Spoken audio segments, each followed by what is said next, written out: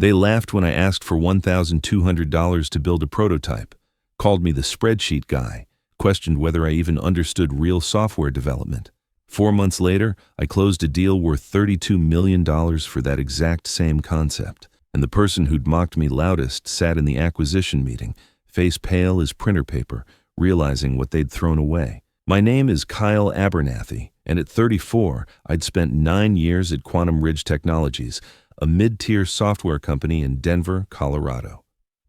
I wasn't flashy or political. I was the guy who debugged critical systems at 2 a.m., who spotted inefficiencies others ignored, who turned chaotic code bases into elegant solutions while everyone else fought over office territories. The morning that changed everything started ordinary enough. I walked into the office at 7:30 a.m., thermos of black coffee in hand, backpack heavy with my laptop. The familiar buzz of development workstations greeted me as I settled at my desk for the 9:30 a.m. engineering review, where I'd pitch my latest idea. 3 weeks of work had gone into this proposal, a lightweight integration framework that could connect disparate legacy systems without expensive rewrites. Nothing revolutionary on the surface, but the implementation was surgical. I'd identified a pattern in how enterprise software communicated, gaps that cost companies millions in manual workarounds. The solution was elegant. $200 for basic proof-of-concept materials. That's all I needed to demonstrate it could cut integration time by 60%. The conference room filled gradually. Trevor Hammond entered at 8:57 a.m., expensive loafers tapping against tile. He'd been promoted to Director of Engineering 6 weeks earlier, despite having a third of my experience and half my technical depth. But Trevor had mastered the art of claiming credit and cultivating executive relationships during golf outings I was never invited to. "All right, people, let's make this quick," Trevor announced, settling into his chair with calculated casualness. His 3 senior developers flanked him like bodyguards, ready to laugh at his jokes and validate his observations. I began my presentation, walked through the slides methodically. Legacy system challenges, integration bottlenecks, cost analysis, implementation roadmap, every claim supported by data I'd pulled from our own infrastructure. 12 minutes in, I noticed the first eye roll. One of Trevor's lieutenants whispered something to another, both suppressing grins. "Hold on," Trevor interrupted as I reached the budget slide. "You're asking for $200 to mess around with legacy connectors? What is this, a high school science fair?" "It's a proof of concept," I replied evenly. "The framework shows how we can—" "The framework," he cut me off with a smirk, "looks like something you cobbled together watching YouTube tutorials.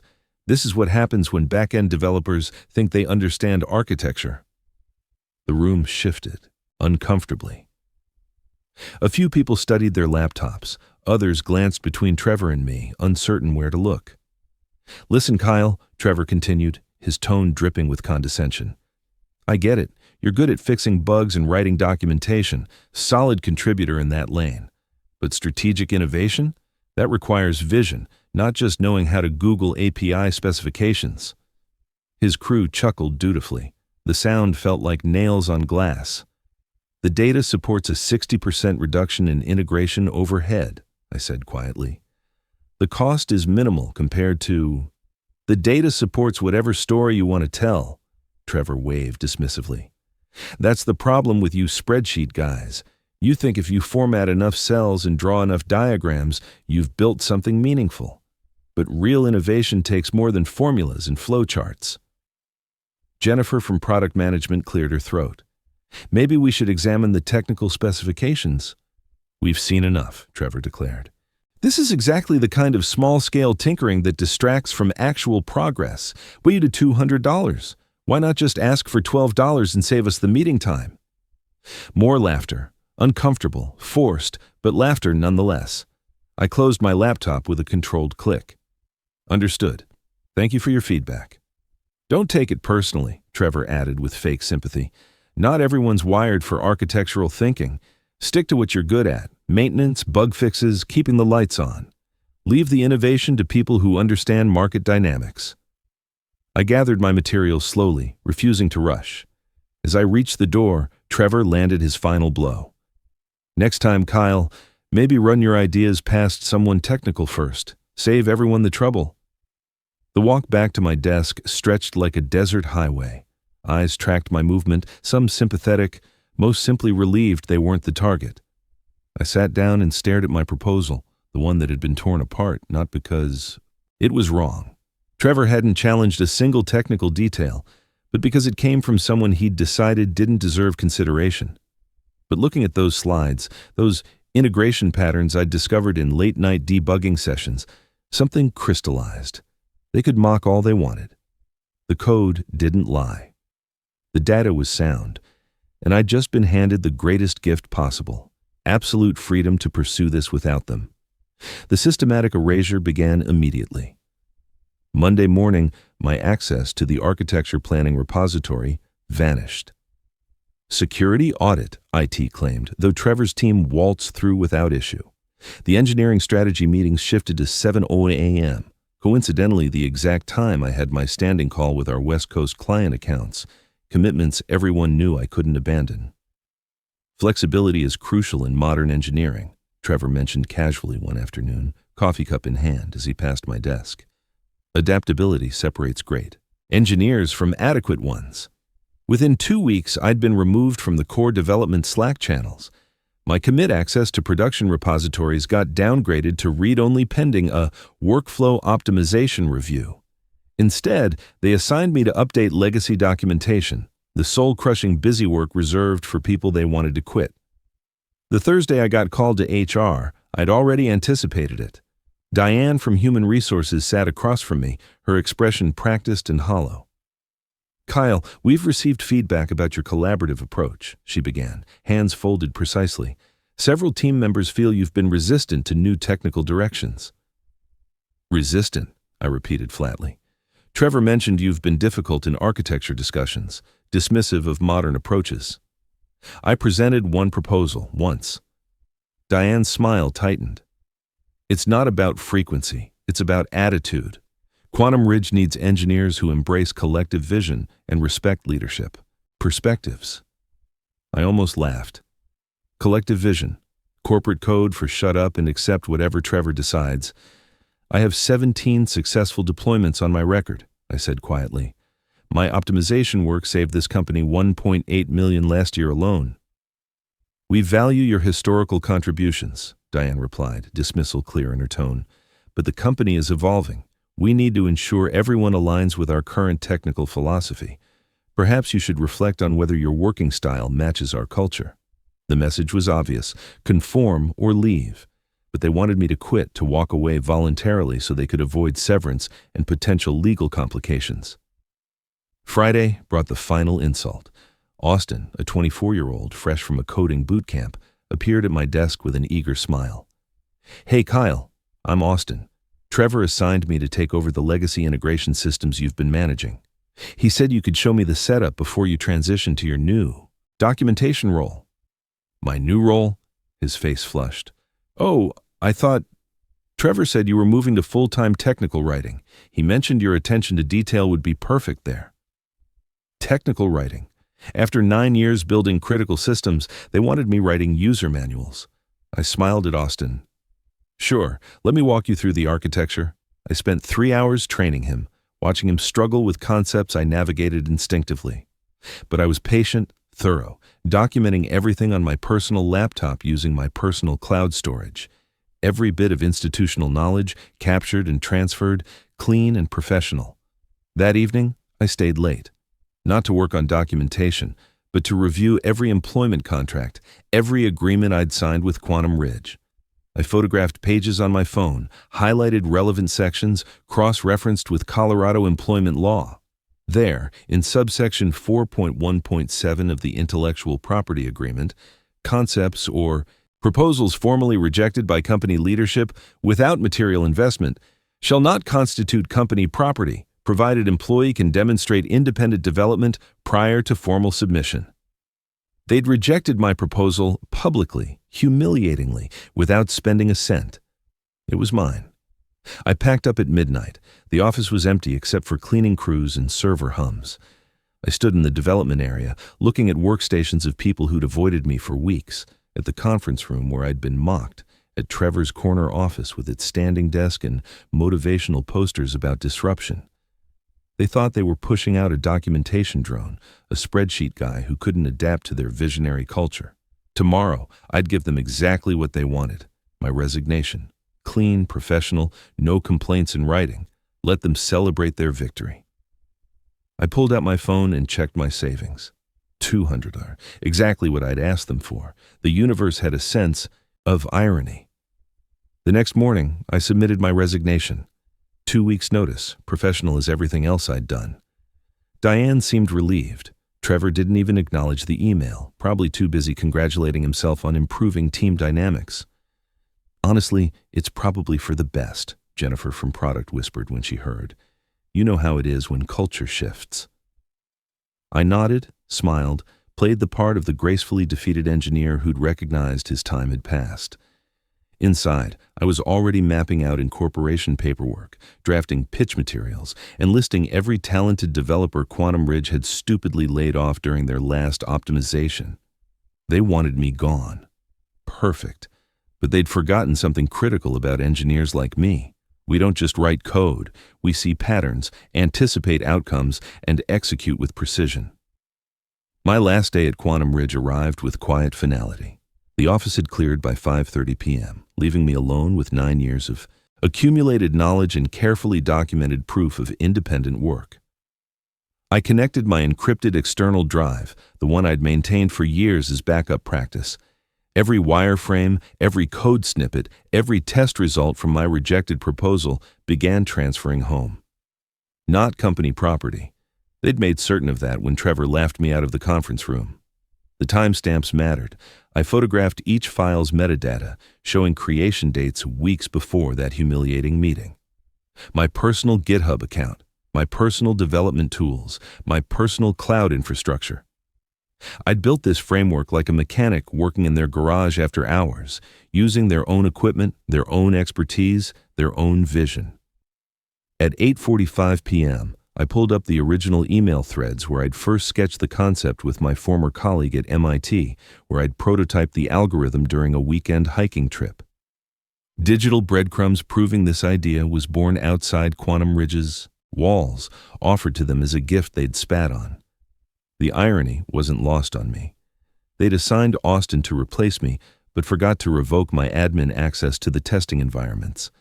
I could have sabotaged everything, planted bugs, corrupted databases. But that would be petty, unprofessional, and traceable. Instead, I documented everything meticulously. Every test I'd run, every pattern I'd discovered, every insight leading to that Y200 proposal. I created comprehensive guides for Austin, genuinely helpful ones. I wanted Quantum Ridge to succeed with their existing products. I just wouldn't let them have what they'd rejected. At 10:30 p.m., I drafted my final document on my phone. Intellectual Property Declaration. I, Kyle Abernathy, certify that the legacy integration framework presented to Quantum Ridge leadership on date was developed independently using personal resources and personal time. The formal rejection by Trevor Hammond, documented in meeting minutes and witnessed by 11 employees, constitutes clear relinquishment of any claim under Section 4.1.7 of my employment agreement. I emailed it to myself, my attorney, and a blockchain timestamp service. Maybe excessive, but corporate warfare rewards preparation. The cleaning crew arrived at 11 p.m. Roberto, who'd been maintaining these floors longer than I'd been writing code, paused at my desk. "Last night, Mr. Kyle?" "Last night, Roberto." He shook his head. "They don't know what they lose. You always fix the printer for me. That Mr. Trevor, he doesn't even say hello." I smiled genuinely for the first time in weeks. "Take care of yourself." "You too, sir, you too." I packed methodically, the coffee mug from our first major deployment, photos from team celebrations when we actually celebrated each other. Each item went into a box I'd brought from home, refusing to give them the cliché of a corporate box carryout. My desk drawer yielded its final treasure, a USB drive labeled Integration. Framework V1.2, personal project. I'd kept it here as insurance, never imagining I'd need it. Now it felt like destiny in silicon. I stood, surveying the empty workspace. Tomorrow, Austin would sit here, fumbling through systems he barely understood. He'd probably last 8 months before becoming Trevor's next scapegoat. The elevator ride down felt ceremonial. Each floor marked another chapter closing. The security camera watched me leave, its lens reflecting my departure like a digital witness. In the parking garage, I loaded everything carefully. The box in the back seat, the USB drive in my jacket's inner pocket, zipped safely with my passport and emergency cash. I sat in my car, engine off, staring up at the Quantum Ridge building. Somewhere up there, my empty desk waited for its new occupant, my projects already reassigned, my contributions being erased from institutional memory. But in my pocket sat proof I'd created something they couldn't see, couldn't value, and now couldn't touch. I started the engine and pulled out. No dramatic gestures, no burning bridges, just a quiet exit like steam dissipating at dawn. Tomorrow would begin day one of my new reality. I had $200 in savings, exactly what they'd refused me. The symmetry felt perfect. It was 11:47 p.m. The highway stretched ahead, dark and full of possibility. I couldn't wait to see what came next. 3 weeks later, I stood in the expo hall of Tech Forward Denver, my badge reading Kyle Abernathy, founder, Nexus Integration. The transformation from corporate exile to startup founder had taken 19 days, fueled by rage converted into code and humiliation transformed into determination. The startup conference hummed with desperate energy. Founders pitched impossible dreams to investors who'd heard every variation. The air smelled of ambition and overpriced espresso. I'd registered last minute, paid the booth fee on credit, and claimed a small demo space between a cryptocurrency meal. Planning app and a service promising to revolutionize pet grooming logistics. Location didn't matter. I needed the right eyes on my screen. At 1:45 p.m., I spotted my target. Briella Brennan, partner at Summit Capital Ventures, known for backing infrastructure startups that solved real problems. She moved through the crowd like a hawk, dismissing flashy pitches and buzzword-heavy presentations. I didn't chase her. Instead, I pulled up my demonstration. The integration framework Trevor had mocked, now running live on sample enterprise data. The connections flowed across my monitor like digital architecture, showing how legacy systems could communicate seamlessly, no expensive rewrites required. She noticed the screen first, then me. That's unusually elegant. What am I watching? The difference between forcing square pegs into round holes and redesigning the holes, I replied, keeping my voice steady despite my hammering pulse.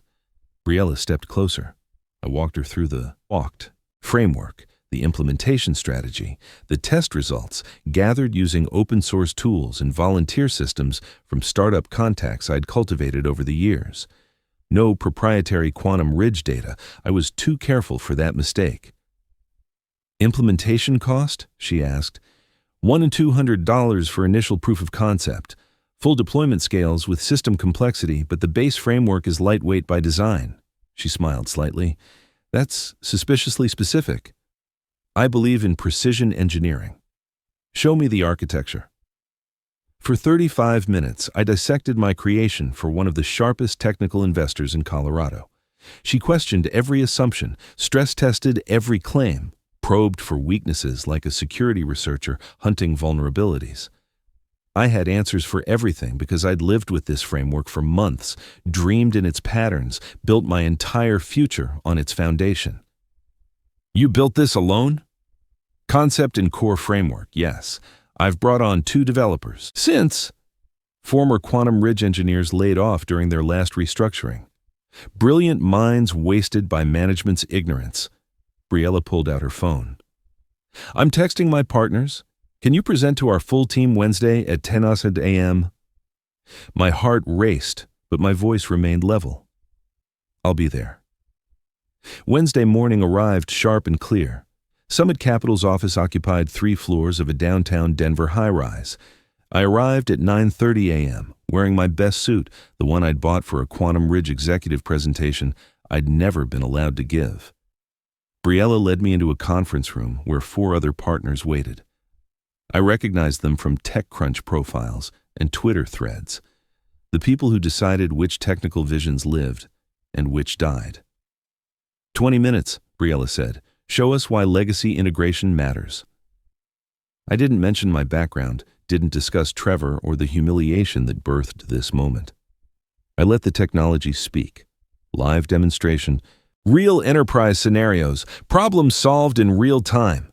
I showed them how my framework could connect systems that currently required six-figure consulting contracts. Demonstrated integration paths that took weeks instead of months. Transformed technical debt into strategic advantage. The questions came hard and fast. Technical depth, business model scalability, competitive landscape analysis, go-to-market strategy.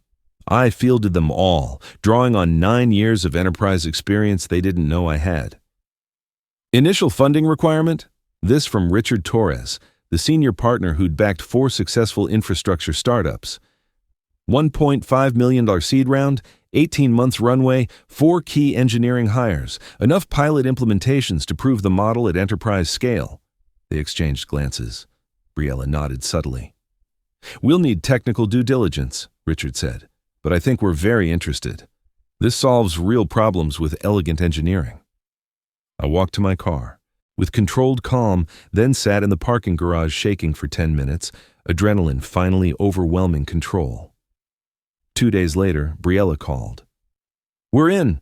$1.5 million at an $8 million pre-money valuation. Welcome to the Summit portfolio." I stared at my laptop, at the framework Trevor had called high school level, now valued at $9.5 million post-money. My stake worth $6 million on paper, with $1.5 million in capital to build my vision. "Kyle, you there?" "Yes," I managed. "I'm here." "Good. Because this is just the beginning. We see what you've built, but more importantly, we see what it could become. This isn't just a product, it's a platform." After the call, I opened my desk drawer and pulled out a screenshot of Trevor's rejection email, where he'd called my proposal small-scale tinkering and spreadsheet guy delusions. I'd kept it as motivation. Now it was just history, evidence of the moment his arrogance set me free. That night, I updated my LinkedIn. Founder and CEO at Nexus Integration, building the future of enterprise connectivity. Within hours, connection requests flooded in. Former colleagues, industry contacts, and 3 requests from Quantum Ridge employees. I accepted them all, especially Austin, who'd inherited my impossible job. Let them watch what happened next. 6 months of focused execution followed. I kept Nexus Integration in stealth mode, building technology, filing patents, establishing relationships with enterprise clients who valued solutions over politics. Then, Titan Commerce reached out. Elizabeth Martinez, their chief technology officer, called on a Tuesday in March. "We've been tracking your work," she said without preamble. "Our e-commerce infrastructure is drowning in integration complexity. We need real solutions, not vendor vaporware. Briella says you're legitimate." Titan Commerce, the same $28 billion e-commerce giant Quantum Ridge had been courting for 3 years, the whale every B2B software company fantasized about landing. "I'd be happy to demonstrate our capabilities," I replied, already knowing where this would lead. The meeting happened the following week. I flew to Chicago, presented to their technical team, and watched their expressions shift from skepticism to genuine interest as my framework solved integration challenges they'd struggled with for years. "Implementation timeline," Elizabeth asked. 12 weeks for initial deployment, 20 weeks for complete platform integration. "And you guarantee these results?" "We'll contractually commit to 60% reduction in integration overhead, or you pay nothing," she smiled. "That's bold." "It's not bold when the engineering is sound." 3 weeks of negotiations followed. Their legal team scrutinized every clause while their technical team ran proof of concept tests. Nexus Integration passed every challenge, exceeded every benchmark. Meanwhile, back in Denver, Quantum Ridge was preparing their own pitch to Titan Commerce. I knew because Austin had started messaging me on LinkedIn, asking hypothetical questions about legacy integration. He was drowning in systems he couldn't fully grasp, trying to build something resembling what I'd created from fragments and desperation. "Trevor wants me to build predictive integration models," he wrote late one night. "He says it should be simple since you did the groundwork, but I can't find any of your core algorithms in the repository." Of course he couldn't. Those algorithms were currently demonstrating their value to Titan Commerce's executive team.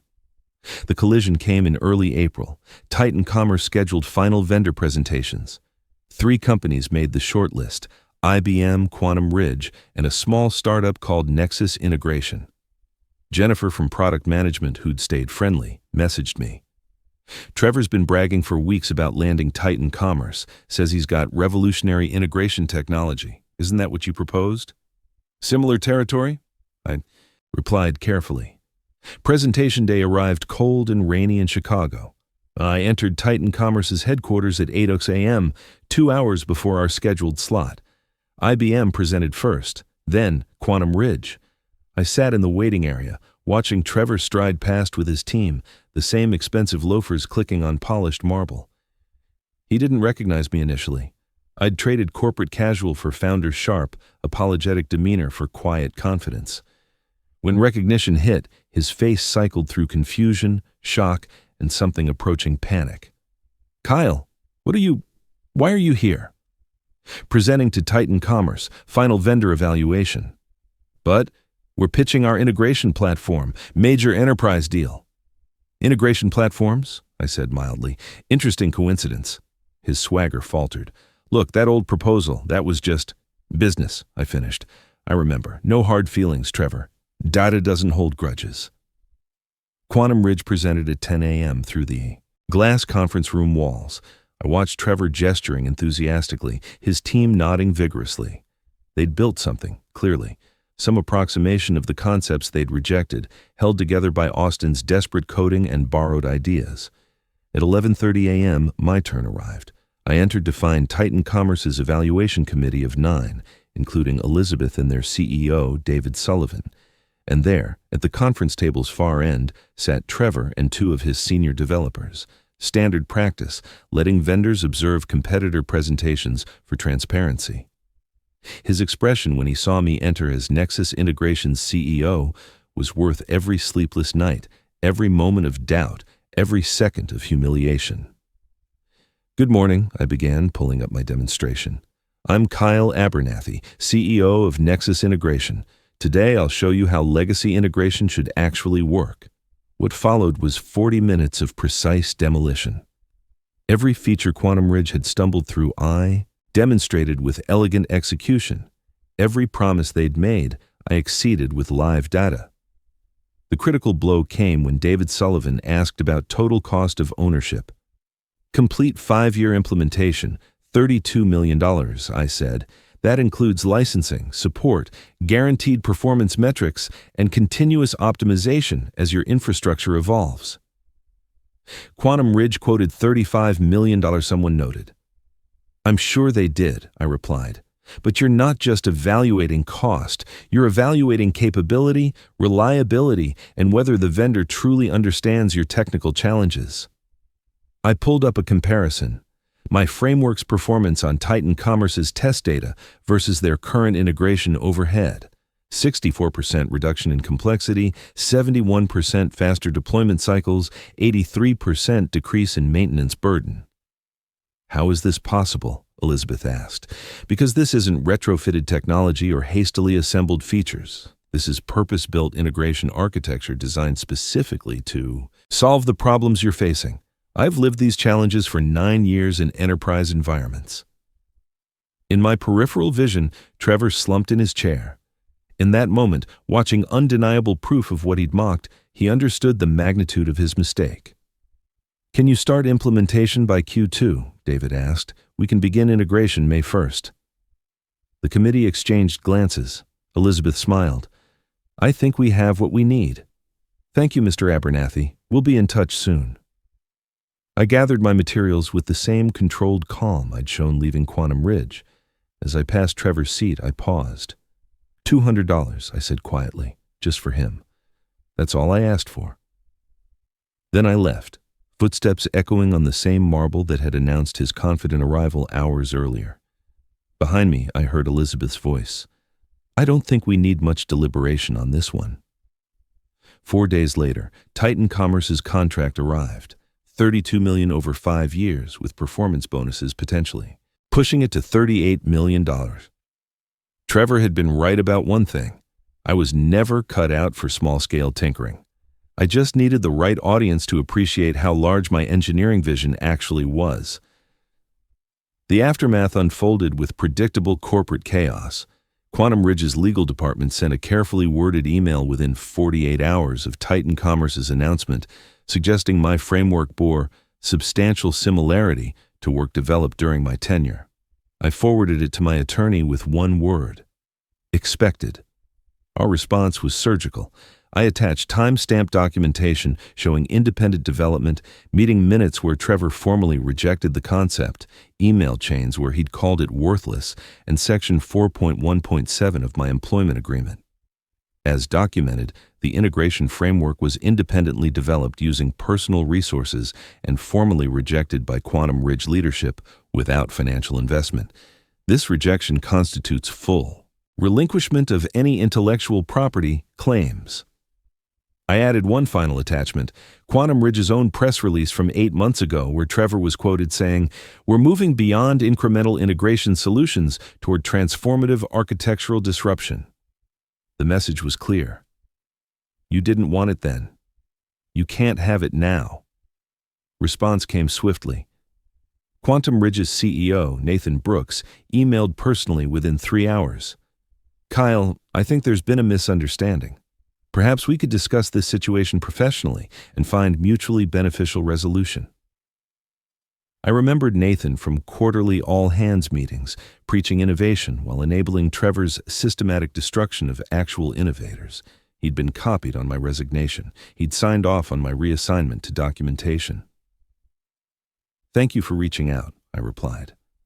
"However, I see no misunderstanding. Quantum Ridge's position on my proposal was made explicitly clear. I've simply pursued the opportunity independently, as was my legal right." The phone calls started within minutes. Nathan's assistant, head of legal, even Diane from HR. I let them all go to voicemail, focusing instead on Titan Commerce's implementation roadmap. At 3 p.m., Briella called. "Getting pressure from your old company?" "They've expressed concerns." She laughed. "David Sullivan called me an hour ago. Apparently Quantum Ridge tried convincing him they had competing claims to your technology. He told them to focus on their own products and stopped just short of hanging up on them. He's accelerating our contract," she continued, "wants to move up the public announcement, make it very clear Titan Commerce chose Nexus Integration's innovative approach over legacy vendors. He's not pleased they tried muddying the waters." By 5 p.m., the legal threats had evolved into desperate bargaining. A new email from Nathan offered to purchase any potential IP conflicts for $4 million contingent on AI, signing an agreement stating any work developed during my employment belonged to Quantum Ridge regardless of circumstances. $4 million to surrender my creation to people who'd humiliated me, to let Trevor claim credit for vision he'd lacked and innovation he'd scorned. I drafted my response carefully. "Mr. Brooks, I appreciate your offer, but must decline. Nexus Integration's technology was independently developed and rightfully belongs to our company as documented in previous correspondence. Quantum Ridge explicitly rejected this innovation when presented. That decision, while unfortunate for your organization, was final. I wish Quantum Ridge success in developing its own integration capabilities." I copied my attorney, Briella, and, because the data suggested maximum impact, David Sullivan at Titan Commerce. The final email arrived at 7:15 p.m., not from legal or Nathan, but Jennifer. "Kyle, you need to know. Emergency all hands this afternoon. Nathan announced a restructuring of engineering leadership effectiveness. Trevor's out. His entire senior team reassigned. They're calling it a strategic realignment, but everyone knows what happened. Nathan kept talking about recognizing innovation when it appears, not after it succeeds elsewhere. Pretty sure the whole company knew he meant you." I closed my laptop. Somewhere in Denver, Trevor was probably packing his office, loading motivational posters into boxes, updating his resume to explain this sudden departure. I felt no satisfaction in his downfall. His failure was simply data, a predictable outcome from observable patterns. Arrogance plus incompetence equals inevitable collapse. My phone buzzed. Elizabeth from Titan Commerce. Saw your response to Quantum Ridge. Professional, clear, perfect. David wants to know if you'd speak at our developer conference about recognizing transformational engineering. Interested? Very interested, I typed back. At 8 p.m., I left the office. My small team had already headed home. Tomorrow we'd continue building, proving that sometimes the best revenge isn't destroying those who wronged you. It's succeeding so completely that their own mistakes destroy them for you. $200, that's all it would have cost them. Instead, they paid in lost opportunity, damaged reputation, and the unmeasurable cost of talent they'd never retain again. The math was elegant. The data never lied. And I was just getting started. Thank you for listening to this story. I'd love to know where you're tuning in from. Drop a comment below and let's connect. If this tale of corporate dismissal and technical vindication resonated with you, please subscribe and share your thoughts. Have you ever had your engineering work dismissed only to prove everyone wrong? I'd love to hear your stories in the comments.